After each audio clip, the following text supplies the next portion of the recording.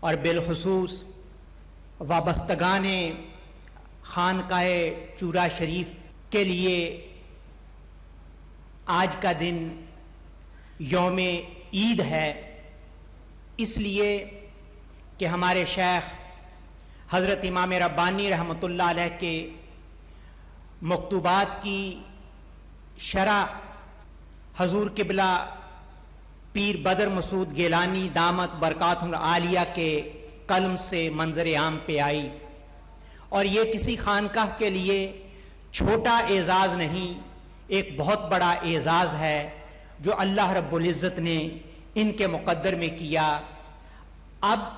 ہمیشہ کے لیے ان کی پہچان شارح مکتوبات امام ربانی کے حوالے سے ہے۔ وہ خانقاہ، اس سے وابستگی